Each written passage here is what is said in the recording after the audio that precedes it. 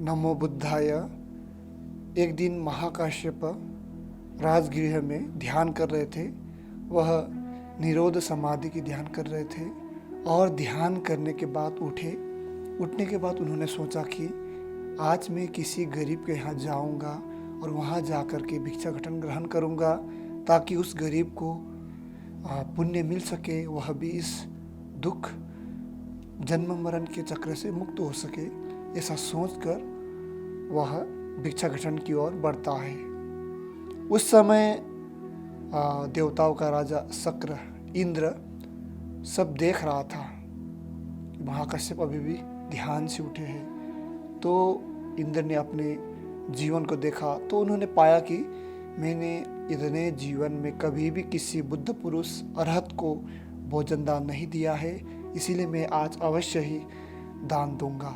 ऐसा सोच करके वह भिक्षाटन करने जिस ओर महाकाश्यप जा रहे थे उसी ओर उस गांव में एक जुलाहे के रूप धारण कर लेता है अपने पत्नी सुजाता के साथ, और वहाँ पे खाना पीना बना करके तैयार बैठता है। महाकाश्यप भिक्षाटन करते करते उनके झोपड़ी के पास पहुँच जाता है और वहाँ पे भिक्षा मांगता है तो वह भिक्षा दान देता है। उसके बाद वह जो खाना बनाया था उस जुलाहे और उसकी पत्नी ने इतना सुगंधित था, पूरे राजगृह नगर महक रहा था, सुगंध से पूरा भर गया था, उस खाने के सुगंध से भर गया था। तो महाकाश्यप को थोड़ा शंका हुआ कि यह दान जो दिया है कोई साधारण व्यक्ति नहीं हो सकता है, यह कोई विशेष व्यक्ति है।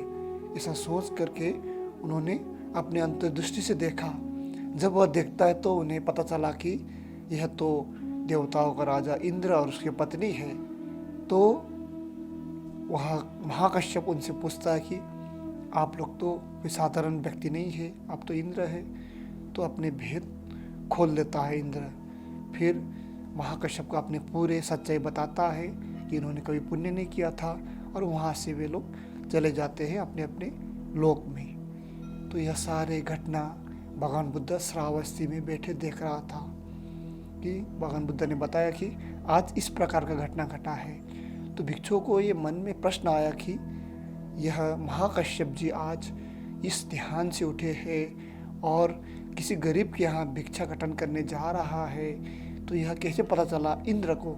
तब भगवान बुद्ध कहता है कि मेरा पुत्र महाकाश्यप सीलों में एक नंबर यानी सीलों में अग्र है, सील का पालन बहुत अच्छे से करता है, इसीलिए इनके सील का गंध, इनके सील का सुगंध देवलोक तक पहुंचा है।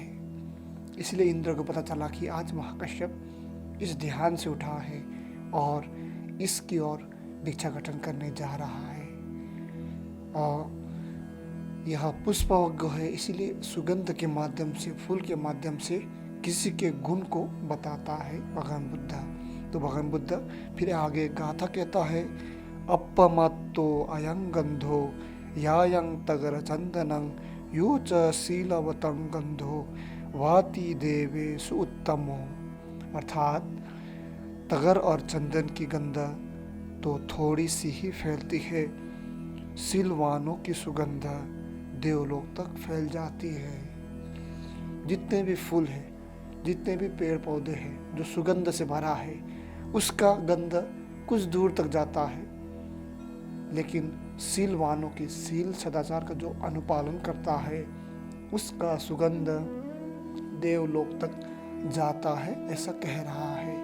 क्योंकि जो देवलोक है, ब्रह्मलोक है, मनुष्य लोक है, संसार के जितने भी लोक हैं, जम्बूद्वीप और ये ब्रह्मांड के जितने भी लोक हैं, सब में जो जो सत्व है, जो दृश्य प्राणी है, सभी शील पर ही आधारित होकर के जीवन पाया है। इसीलिए ये शील का गंध इतना दूर तक जाता है। इसको स्पष्ट करने के लिए आप अवश्य ही जो इस त्रिलोक के बारे में मैंने बताया वीडियो, उसको अवश्य देखें, आप अवश्य ही स्पष्ट होंगे। आप लोग इसी प्रकार ध्यान धर्म साधना में आगे बढ़ते हैं। आप सबका जीवन अच्छा हो, मंगलमय हो, यही मेरा आपके प्रति सद्भावना है। नमो